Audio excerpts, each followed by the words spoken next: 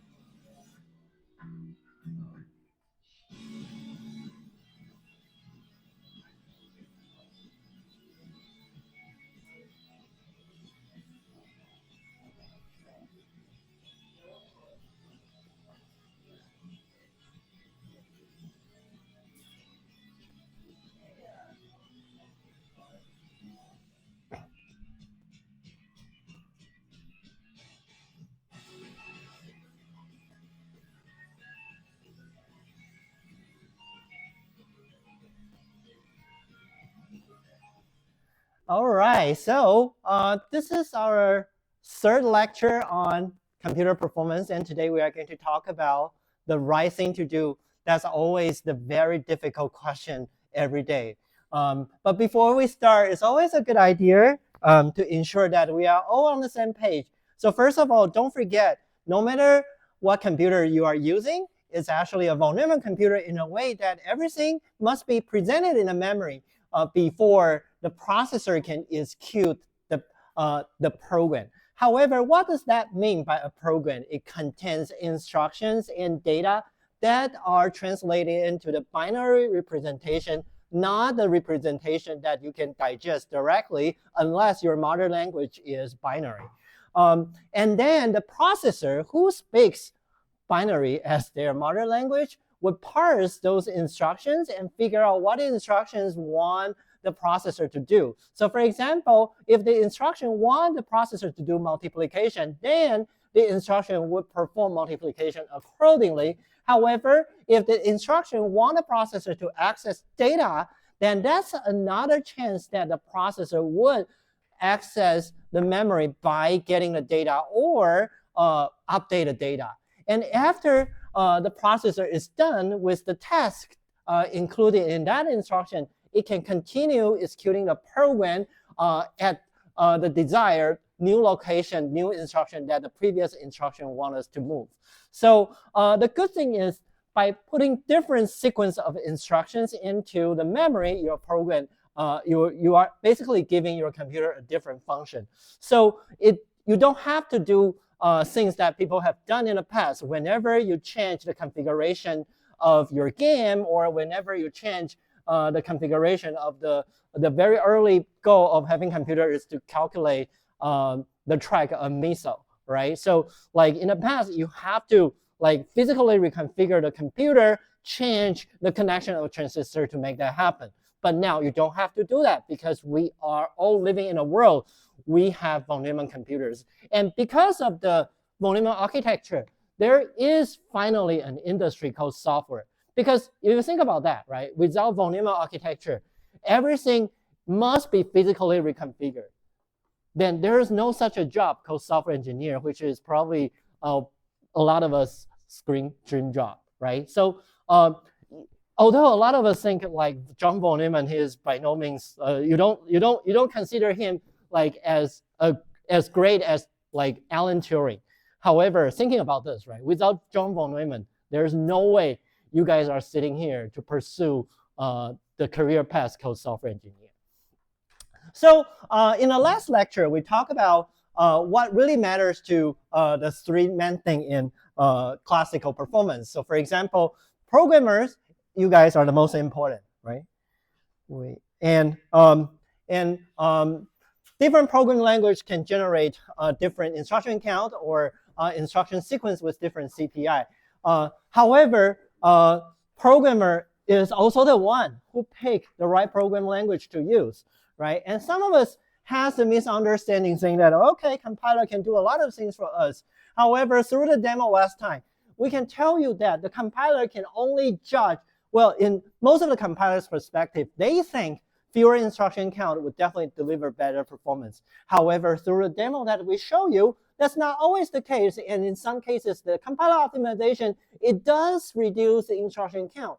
However, that doesn't lead to performance gain. And the other thing is that even though the compiler reduced the instruction count, and if you can program in a way that the compiler knows better about the behavior of your code, then the compiler can do an even better optimization, right? So everything, all things that we talked about in the last time is that, okay, although there are a lot of tools helping us to optimize the performance, however, without programmer being wisely writing your code, or without programmers wisely use different hardware components, there's no way we can make our program more efficient. So I always like to have like a kickstart question before we start the lecture. So the one today is that if there's one life-changing thing that you can do, why, or what is that, and why is that? Anyone want to share that?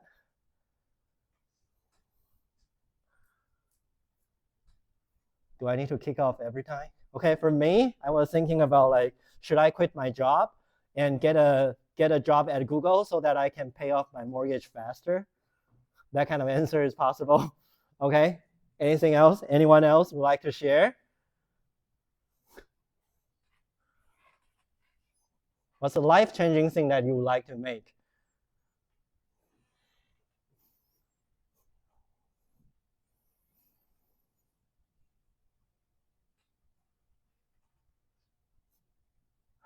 That's a very difficult question. Okay, sounds like everyone's kind of like satisfied with your life. Okay, so let's put this question on shelf for now. But today we are going to talk about two things. Only two things, it will take the whole lecture. The first thing is that, what's the definition of speed up in computer architecture? And the second thing is that we are going to talk about one of the very few laws in computer architecture called MDOS law. And what's the implication from MDOS law? So, you know, last time we talked about how to make your program better. So, but to what degree are we getting there, right? So we need a quantitative definition of better, right? And people would like to compare, right? So I don't know how many of you have the experience of some uncle's kids in your mind, in your childhood life. So like for me, I always have an uncle's daughter, which is my cousin. She is doing so well. Like, okay, she go to UC Berkeley as an undergrad, and she went to like MIT as a grad student, right? So like you can imagine someone who studied in UC San Diego. Every time you get compared, right? Like, oh, she's doing better than you. Okay, come on, UC Berkeley is not better than UC San Diego if you are talking about computer science. Is that true?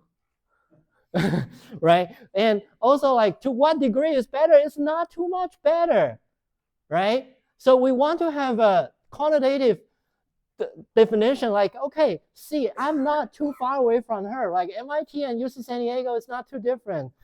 I don't believe that. but here's the thing: we want a quantitative comparison. So that's called speed up, and you should read this from the book. So I want to test if you and I are on the same page regarding the speed up definition in computer architecture.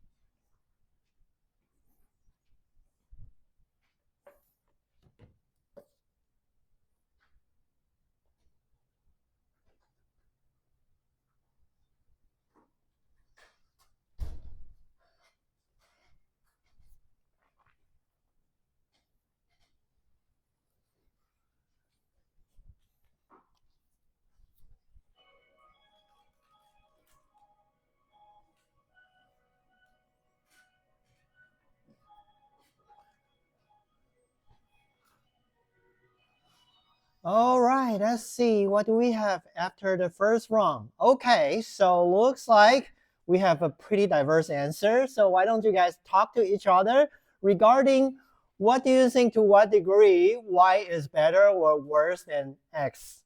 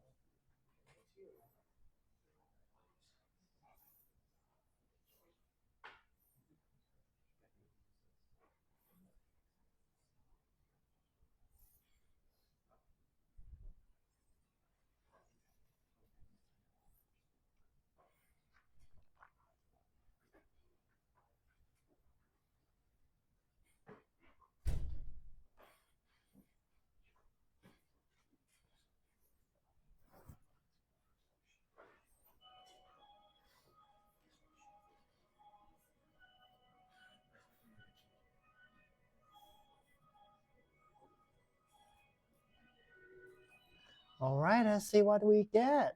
So after the first round of discussion, we get more of you guys think the answer is D. So can someone tell me how do you get an answer that you advocate for? No matter which one. Okay, what's your name? Aaron. Aaron? Aaron. Aaron. Okay. Aaron, what do you think? Eric. Oh, Yeah, shoot. that's Okay, Eric. right. What do you think? So I basically calculate the execution time for machine X and machine Y. Mm-hmm. So how do you calculate the execution time for machine X? You first calculate the average CPI Uh-huh. by summing up the total. So Like, you would do 0.2 times 4 plus 0.2 times 3 plus 0.6 times 1. right, so that gives you the average CPI of machine X, right? And time it by Times by the instruction count. and the clock rate divided by clock rate. Do the same thing for that, right? And what else? And then you should get something like 0.5 for machine X and 0.4 for machine Y. Mm-hmm. And since you're being asked how much faster it is, it's faster by one fifth because it's 0.4 to 0.5. That's the ratio. I didn't do the exact. Okay, so 0.5, 0.4. Yeah. Who should be on the top? It should. I didn't do it like that way because it's asking how much faster it is. Mm-hmm. So I just took how much faster machine Y is, which is 0.1. And then when you divide that by 0.5, you get 0.2. Okay, so, well, there are many different ways to express better, right? So that's why in computer architecture, we have a definition regarding speed up, because the way you calculate that could be considered as some way, right? But if everyone is not on the same page, then like we have no way to say, like if we don't put everyone on the same page on the same way of counting this, then we don't know which one, we are not on the same scale, right? So basically here it is, right? So there is only one definition in computer architecture regarding the speed up. So as we said, right? So here's the definition. If we want to talk about the performance between two machines, S and Y, and we want to say Y is n times faster than X, the only way, the definition in the textbook that was given is n equal to execution time of X over execution time Y. And that comes from the fact previously we mentioned, we define definition as the definition, we define performance as 1 over your execution time. Right, so performance A divided by performance B would be execution time B divided by execution time A. Performance Y over performance X would be execution time X over execution time Y. That's why the definition looks like this, because we already defined performance as 1 over execution time. So if we want to talk about speed up of Y over speed up X of X, that will be execution time X over execution time Y. That's our definition. That's our definition in this textbook. And from now on, that should be the only definition of speed up in this class. That's the definition of computer architecture. So if you want to talk about the speed up of Y over X, so what Eric do so far is write in a way that first he get the execution time of X and execution time Y, right? Although there are some numerical errors, so you don't exactly get the right number, but the execution, but you get it right in a way that, first of all, I need to calculate the execution time. and execution time, something related to performance. But what we should be aware is the speed up definition. There's only one. That is actually execution time x over execution time y in this case, which is 2.5 over 2, which is 1.25. So everything else, well, you can find a way to express it. However, that's not our definition of speed up. You can use another term to describe it. However, that's not the speed up definition in this book. Or say in both books. Because in computer architecture, that's how we define speed up. Execution time x over execution time y. So the answer would be 1.25. Okay, so the first takeaway of here is that speed up is defined by execution time x over execution time y. Now let's go to the second topic, and actually the most important topic that I want to talk about today is Amdahl's law.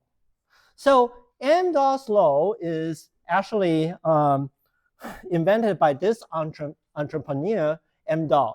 And he said, okay, first of all, he said, here's the definition of speed up. So the equation, I mean, the symbol that I use here is a little bit different from the symbol that you use in your textbook, but it's basically the same thing. So I would say, he said the speed up is a function of f and s, where the f is the fraction of time that in the original program of a certain part that you can optimize.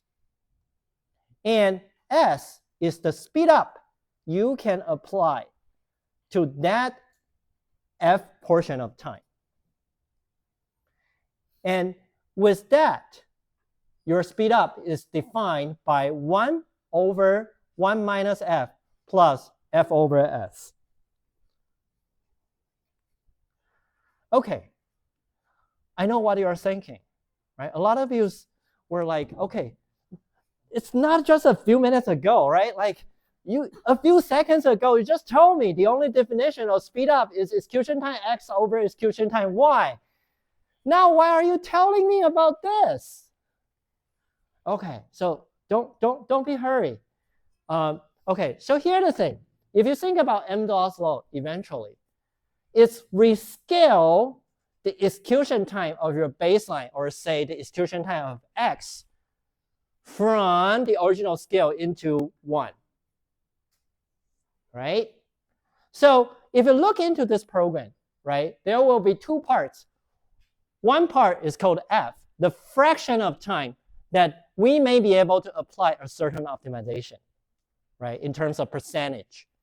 And 1 minus f are the remaining part in the original program that will not be affected by a certain optimization, right? So you can imagine if I apply a certain optimization, since 1 minus f, this part is not affected, so it should still be 1 minus f, right? For the f, we can consider this as a function or something, right? If I apply an optimization that makes s time faster, then the amount of time the original f needs to spend would be f over s. Do you guys agree with that? Because that's how we define speed up, right? Are you guys okay with that? So for example, okay. I was a little bit lost. I'm sorry, but please tell me where I was like getting a little bit lost in the explanation. Okay, so maybe I can put this in this way, right? So,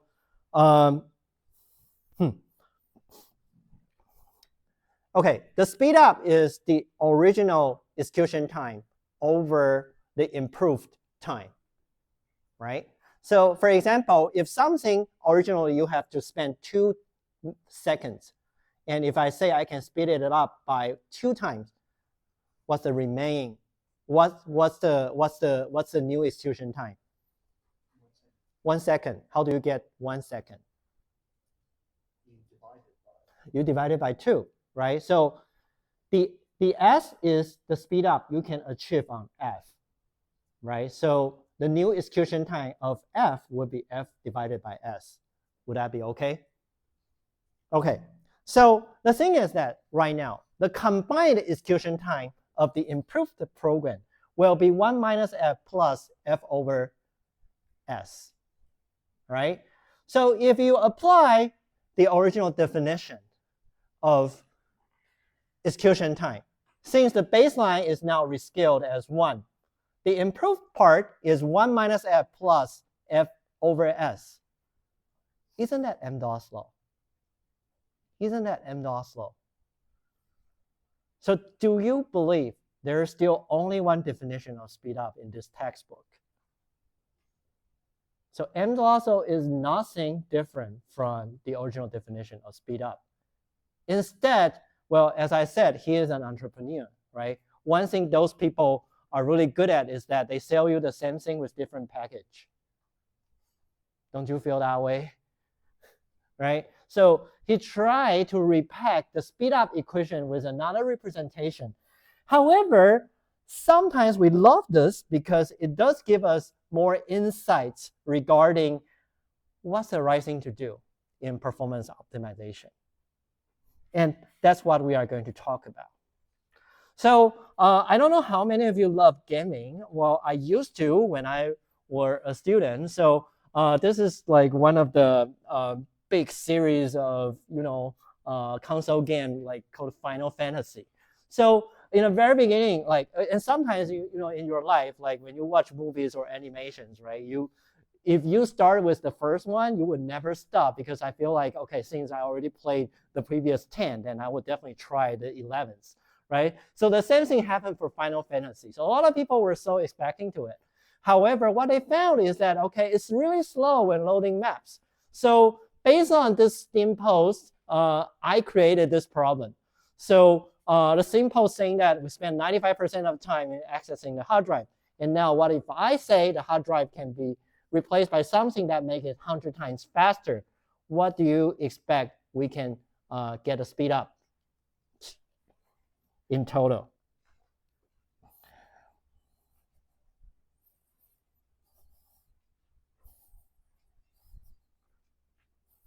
Okay, give me a second. It's not, okay.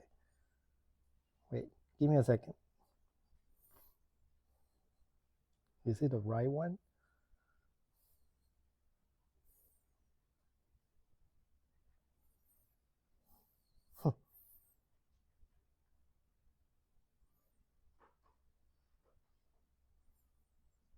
Okay. Oh, okay, here we go.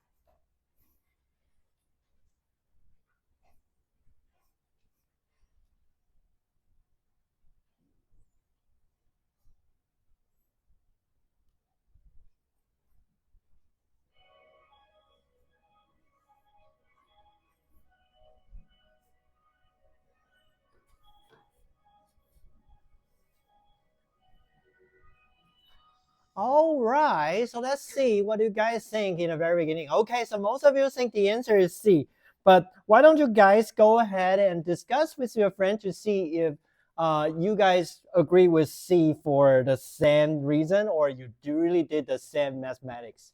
All right, go.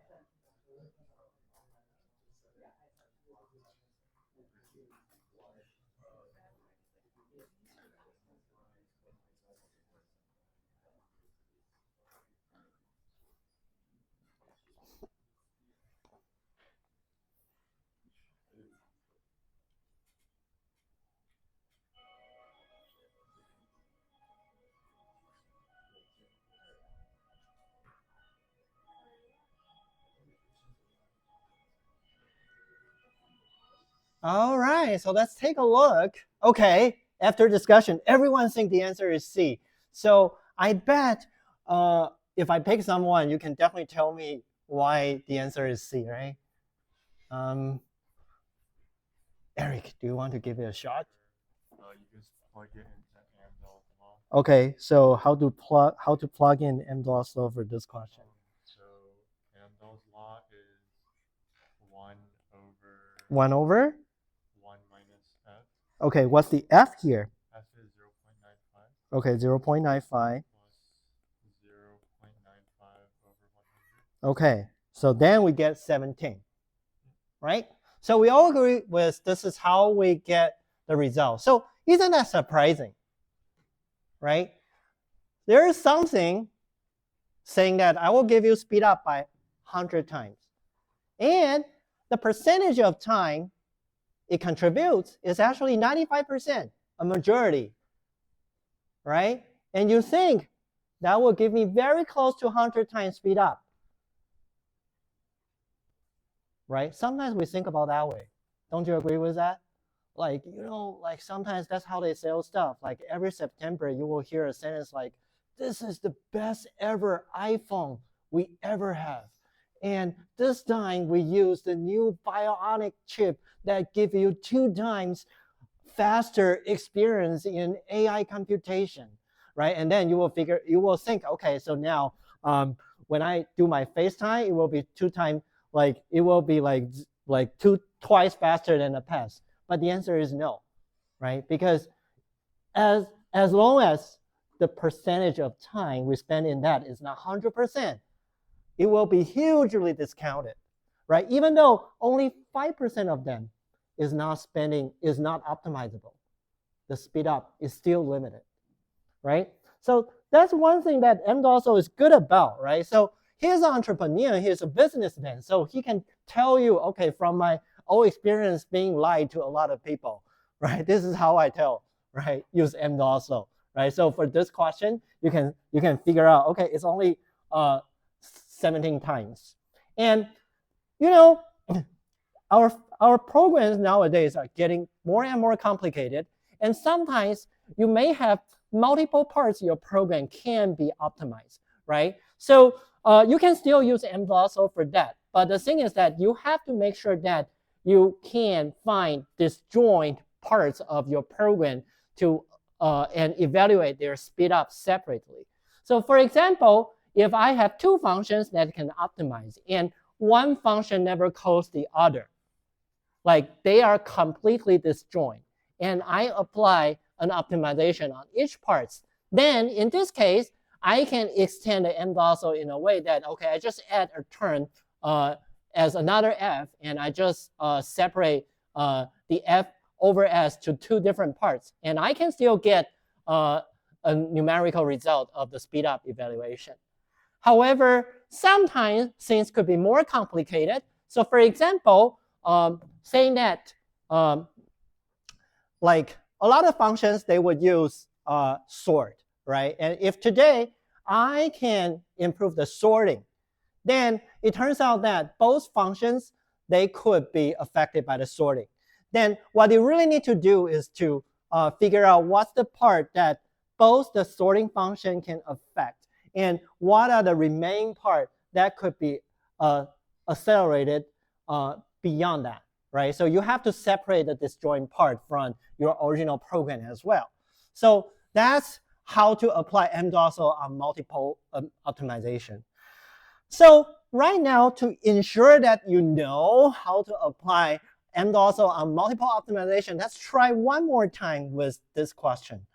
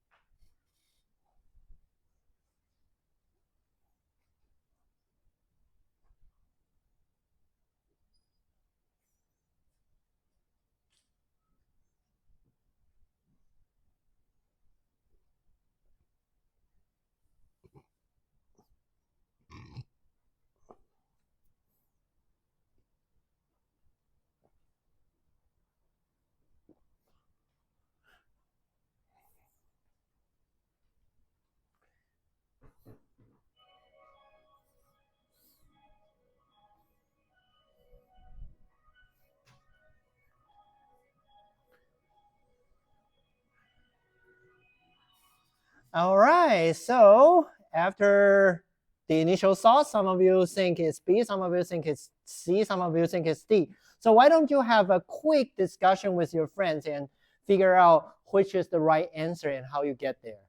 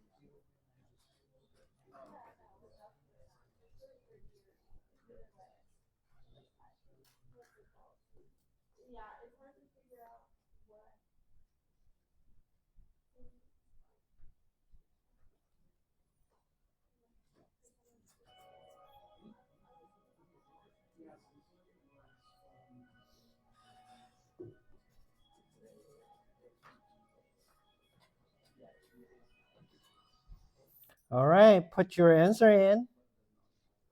All right. So after discussion, okay, that's I don't know if it's because of democracy or you are really convinced. So Asher, what do you think? I think it's D because the reason as to why I thought that was because first I was like, it's not going to be 100%, and it must be better than 17 times, right? But numerically, how do you know that 29 is the right estimate? So the first term is like 1 minus f, f of s plus the other fs. So everything's being optimized. So the first term is equal to 0. Then you do 0.95 over 100 plus 0.05 over 2. You do the math, and then you get 28.9, which can be rounded to 29. Right. So here's the thing, right? It's very interesting. So, so what does that tell you? So here, right, only 5% of the time we spend on a better processor, right? And the speed up of the processor is only 2 times. But the synthetic speed up is 29 times. So we are right now talking about a case of loading a map.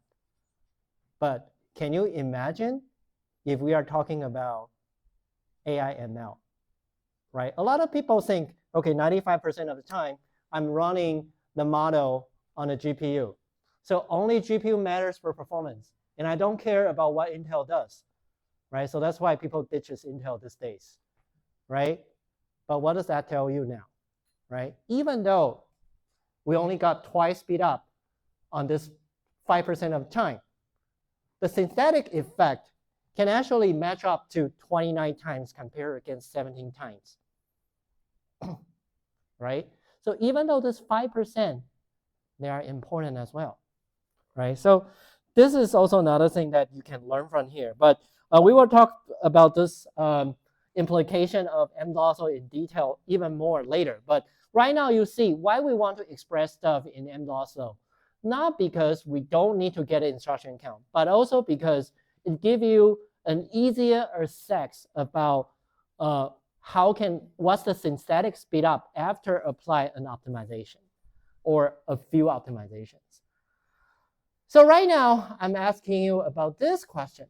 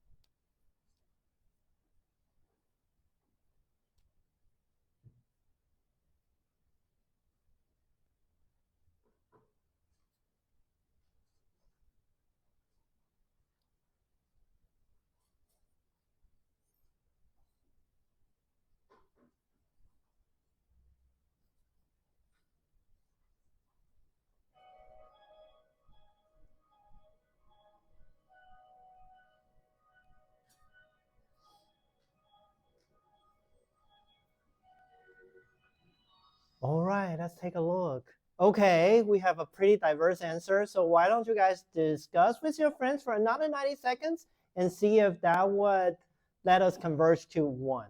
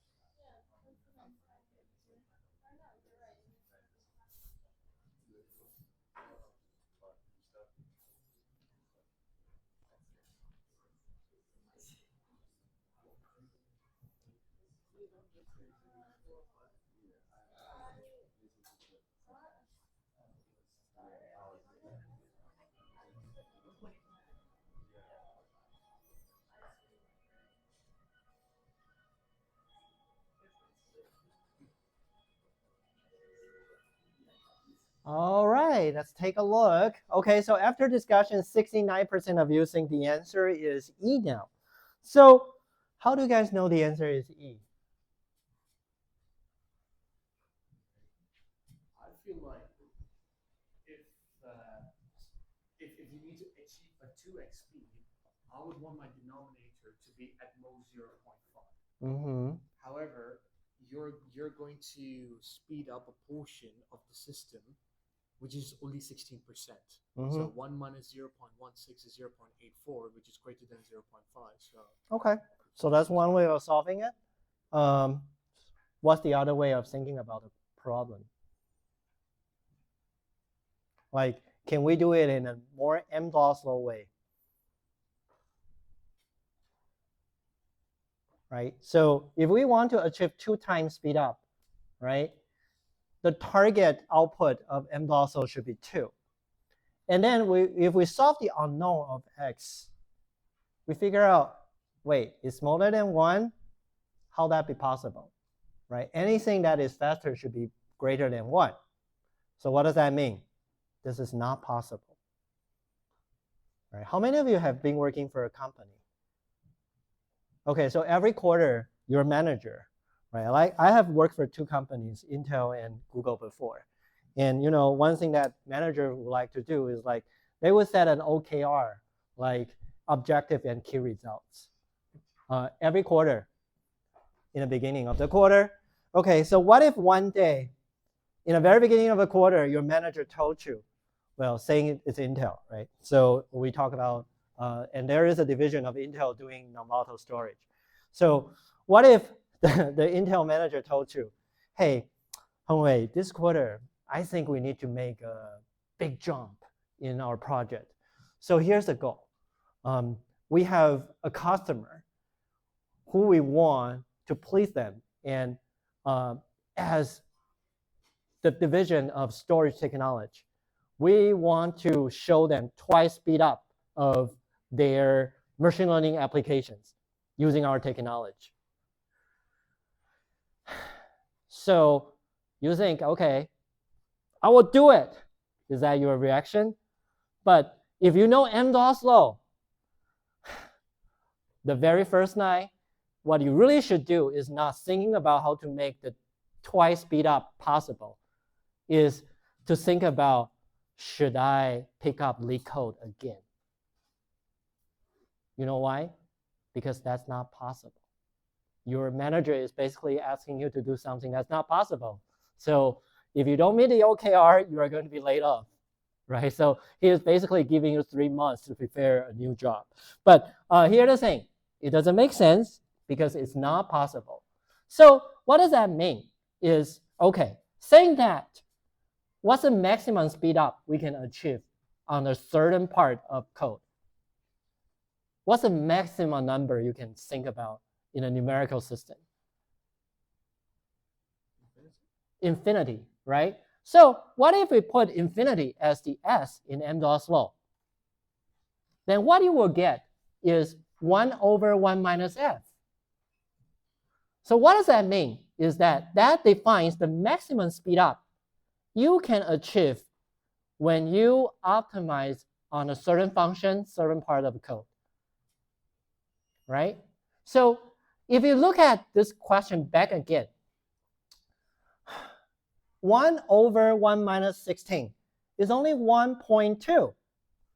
So any speed up that's above 1.2 is not even possible. So if one day your manager is making this OKR with you and saying that I want you to achieve twice speed up on 16% of the time, it's not a good sign. Your manager is asking you to leave in a more elegant way because your manager is asking you to do something impossible, right? So that's why M-DOS is important, because it tells you what is possible, what is not possible, right? So twice is not possible. And another thing to think about that, right? So here we said, after we have faster storage technology, now we only spend 16% of time in flash memory. And that's actually the real number. And so I don't know how many of you heard about this, Intel Optane memory. It's declared to be 100 times faster than flash SSD as a secondary storage. However, if you apply this M-DOS law, it's not too surprised why this business finally get killed. Because if you are improving something by only 20% of the time,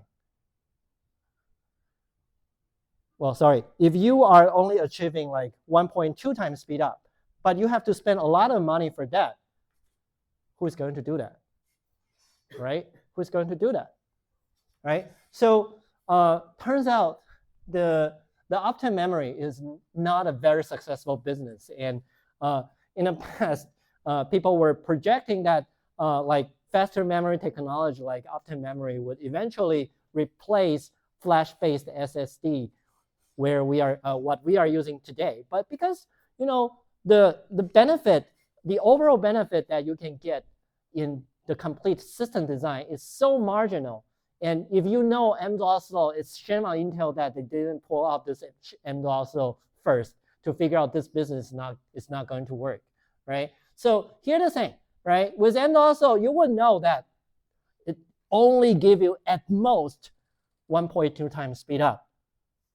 Even replacing an Intel processor or concentrate all our resources into the processor would help more, right? So end up, that's why they kill that, right? And so the first corollary is that M-DOS can give you the maximum speed up. And if we thinking about the multi-optimization case, right? And as what I just said earlier today, if right now you can only do one thing at a time, I want to pick the one thing right to optimize. How do I make that decision? How do I make that decision? Right? Pick the largest fraction of time, right? Find out what's the most critical part of your program, right? That's another thing M-DOS will tell you, right? If I can only have one thing to do, how do I prioritize the optimizations?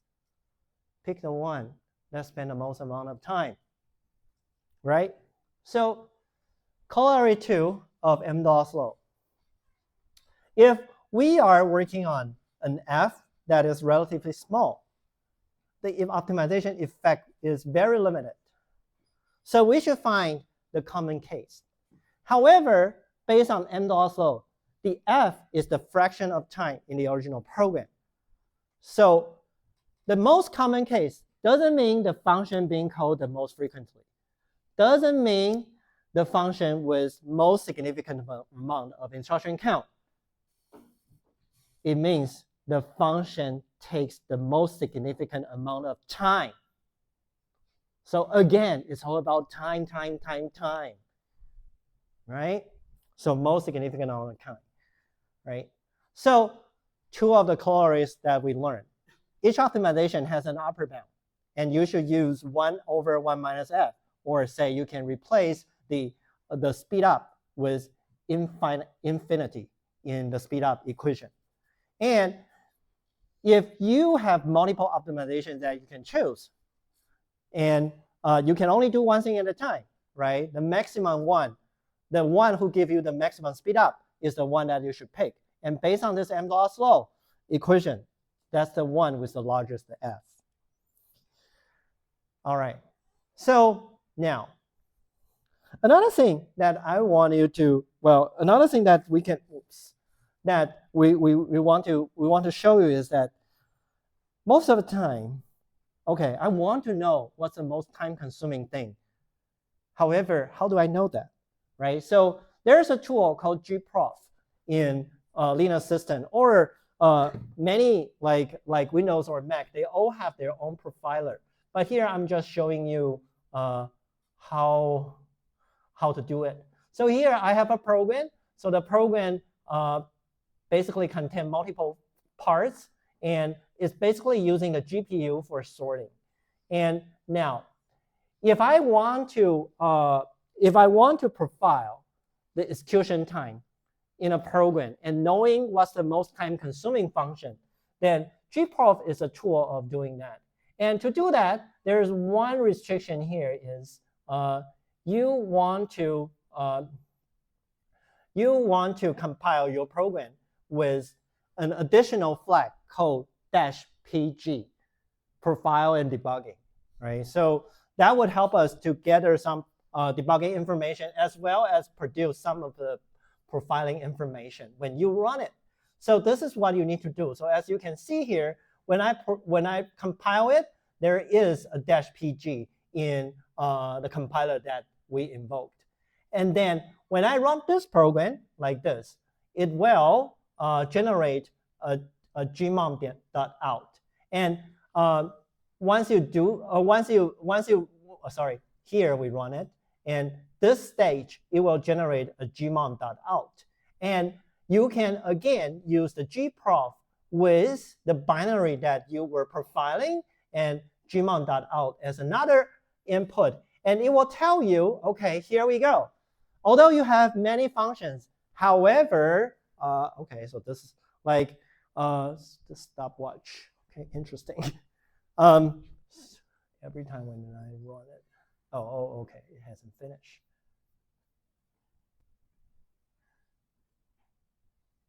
Okay, so after I run it, right? After I finish running it, right? Here's what I got.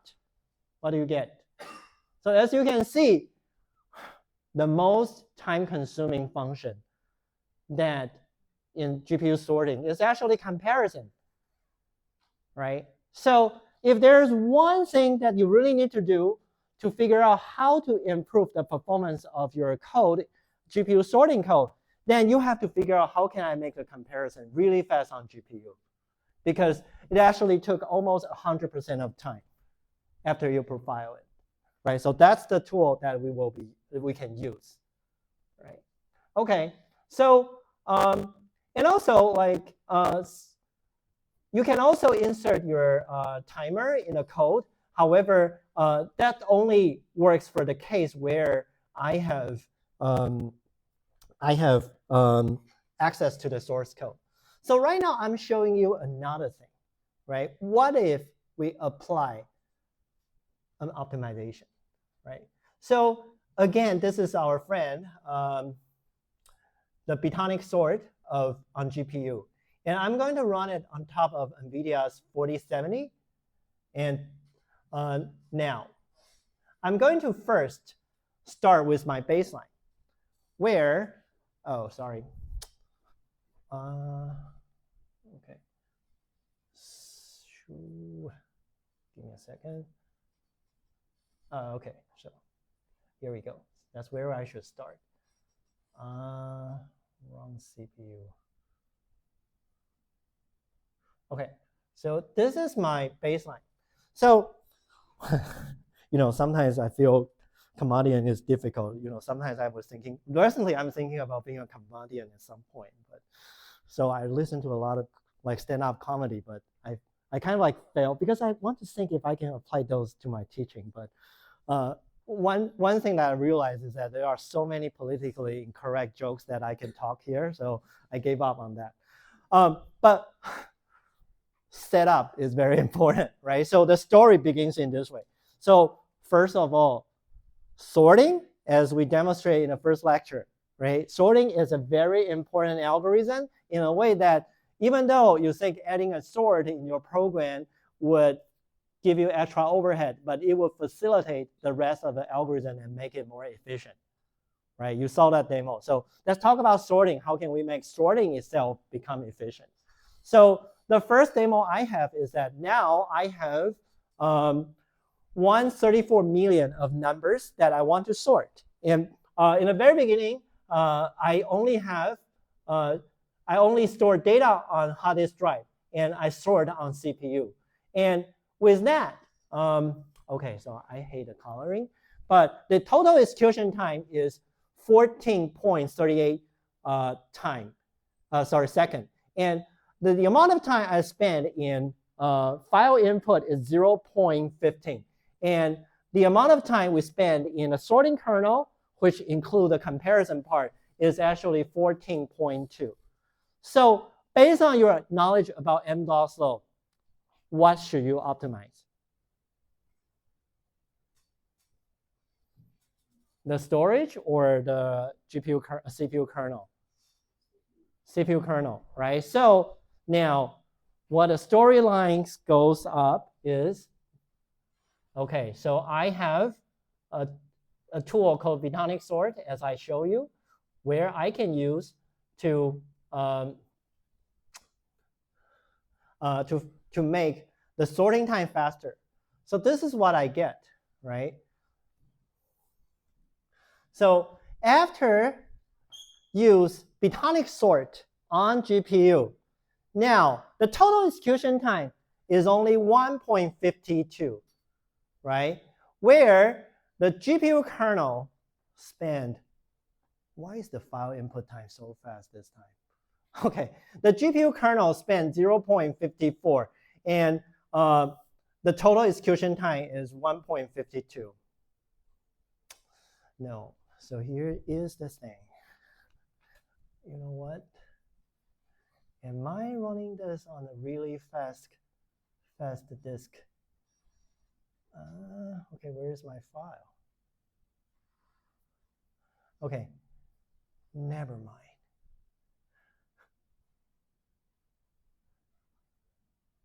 Okay, so this demo actually failed.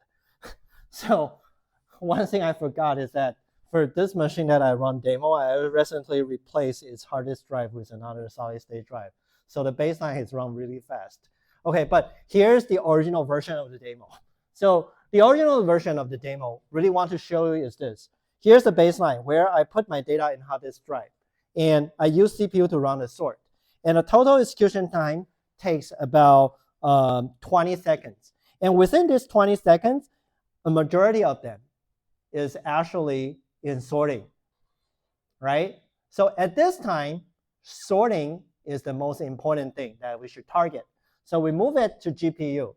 So it turns out after you move it to GPU, the green part is really small. However, the blue part is unaffected, right? So now we should focus on how to facilitate this blue part. So I end up replace the hard disk drive with SSD. So that's my story of optimization. And what I really want to tell you here is that if you look at the percentage of green part, it changes after you apply a certain optimization. So the conclusion here should be after you apply a certain optimization, the most significant part would change. The most significant part would change.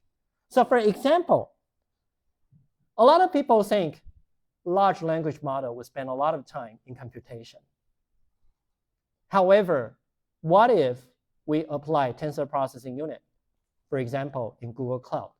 Is computation still the problem, right? So maybe not, maybe yes, I can tell you.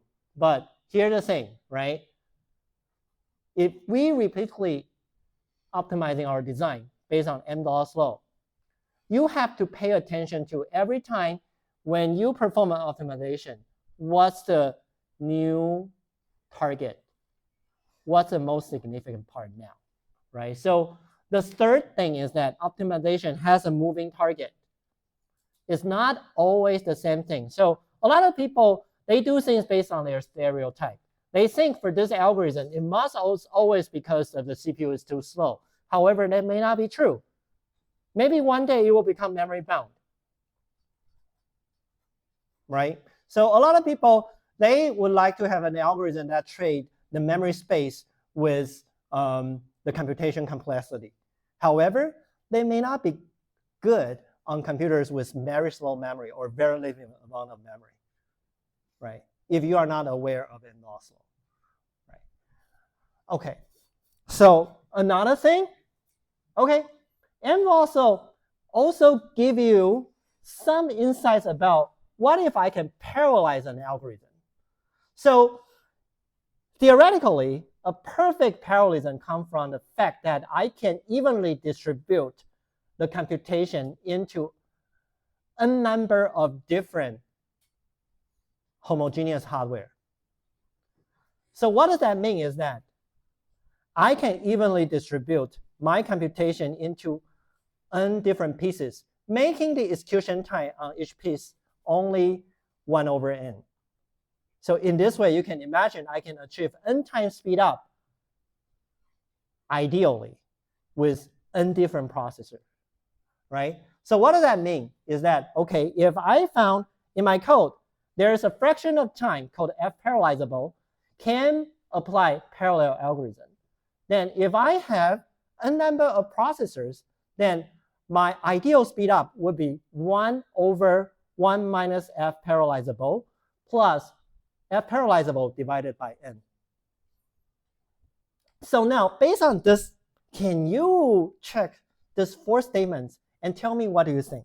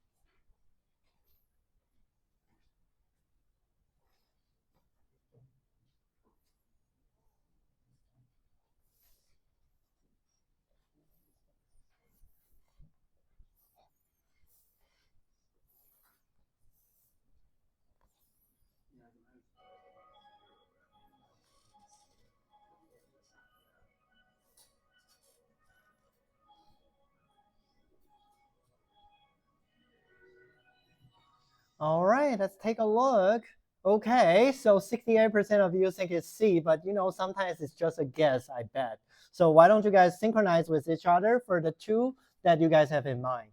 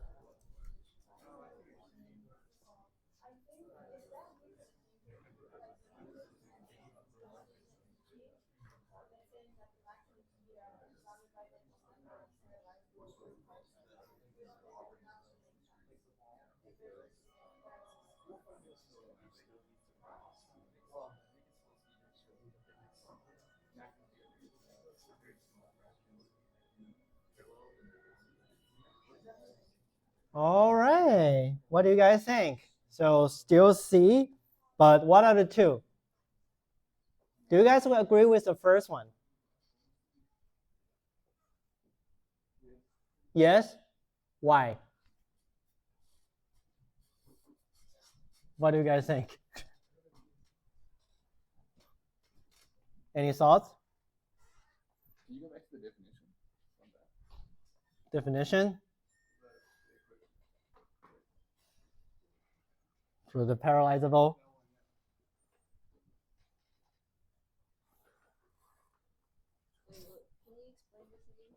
So if I have n processors, the maximum speed up I can get for the f parallelizable part would be 1 over 1 minus f parallelizable plus f parallelizable divided by n. What's the parallelizable part? The like a function or an algorithm that is parallelizable, like the fraction of time we spend on a parallelizable function. Wait, can you give me a definition that doesn't have the word in it? So, for example, I have a program that calls function A and B, and function B could have a parallelized version, a new algorithm that can run on n different processors.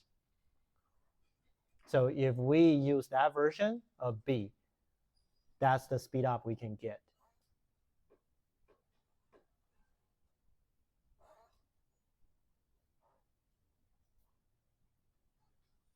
So you have multiple brains running one function instead of one brain running one function. That is true. And that's what F parallelizable means. Right. When we choose the one with multiple brains. Right. Okay. So how does that lead to statement 1?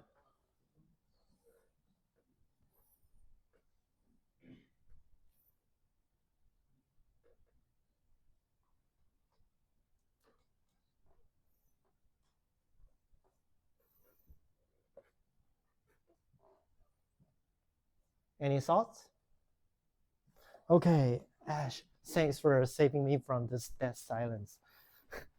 Just wanted to make one thing sure. So Okay. When it's saying performance of each parallel execution does not matter as long as the performance slowdown in each piece is bounded. What I'm guessing is So, there is this function which is now divided into various parts. Each part may take some different amount of time, but it doesn't matter how much time one portion takes. What matters is that what is the maximum time each of those pieces can take. Is that what this statement is trying to say? So mathematically, what's the definition of bounded and unbounded? Bounded means that you can either have minimum this or maximum that. So there is a maximum possible or minimum possible value of it. What's unbounded? Unbounded. Can be anything. Or it could be enormously large. Could be larger than the bounded part or smaller than that, right? So here's the thing. Use Endor's law. So for the unbounded, for the F parallelizable, if it's bounded, Okay, it could be slower, but it could be slow in a degree. So I can multiply it by saying that int max or something, right? However, if I have unlimited parallelism, it will divide it by infinity, right? So any bounded number divided by infinity equals to 0. That's mass by definition. So what does that tell you? No matter how slow is the f part after the parallelizable algorithm, as long as your parallelism is reach is unlimited, how slow each part doesn't matter. So what does that mean? What does that mean?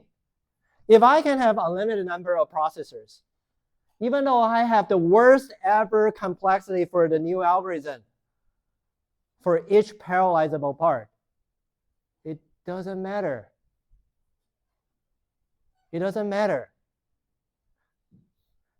So we can come up with an example, right? Which you should already remember, right? Betonic sort is n log square n on each part. However, each iteration can compute on a GPU. So even though this part is really slow, is log n times slower than the original algorithm. However, I have way more parallelism because the original algorithm, it only works on a one CPU. But the new algorithm, it works on 16,000 CUDA cores. So that's why it's faster, right? So what does that mean? It's more important for you. So very, very important thing, right? If we can build a processor with unlimited parallelism, complexity doesn't matter. If we are able to build a processor, a computer with unlimited parallelism or thousands of cores, CSE100 should not be required. That's what it says. Because it doesn't matter. Right? So the first thing, this one is correct. However, why is CSE100 still there? We have processor with thousands of cores that's called GPUs. But why we still have CSE100?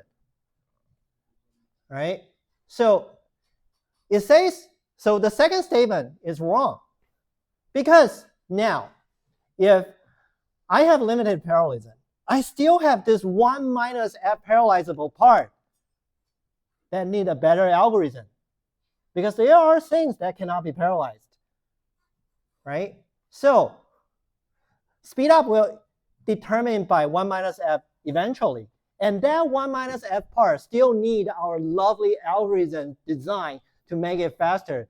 So, I trash algorithms throughout the first 3 lectures because I want to attract you here, but I also want to tell you there's a reason why you still need to learn algorithm because there is 1 minus f part that we need to optimize.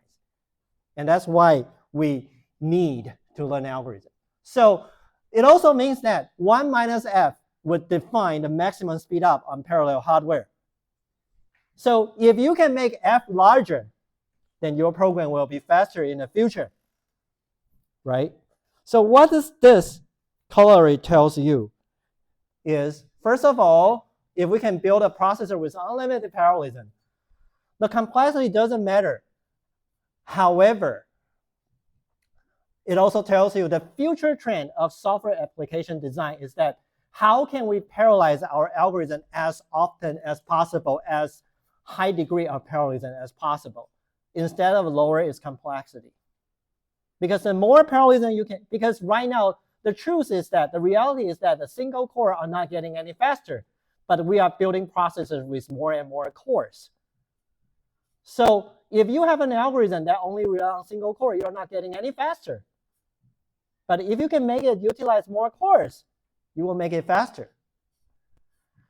However, corollary 5, single core performance still matters because eventually it will be defined by 1 minus f parallelizable. And there are things that we can never parallelize it.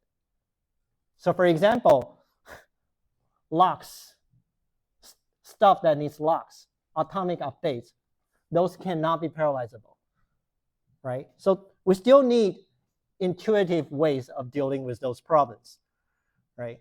So end Oslo, we should learn 5 things. Each optimization has an upper bound. Make the common case, or say the most time-consuming part fast. Optimization has a moving target, and exploring more parallelism from a program is the key to performance gain in modern heterogeneous architectures, heterogeneous and parallel architectures. However, single core performance still matters because there are parts of the code that we can never parallelize them. So here are the takeaways of today. And before you leave the classroom, a few things. We have a new reading quiz just coming up, due next Monday.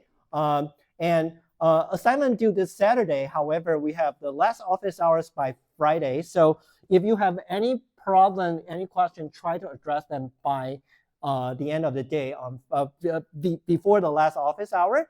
And a discussion session led by the TA might be helpful. It's going to be tomorrow at 1 p.m. in this room, I believe.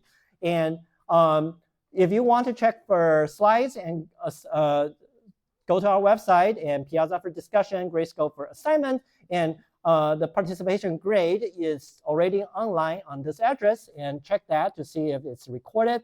I will put the ones for this lecture later.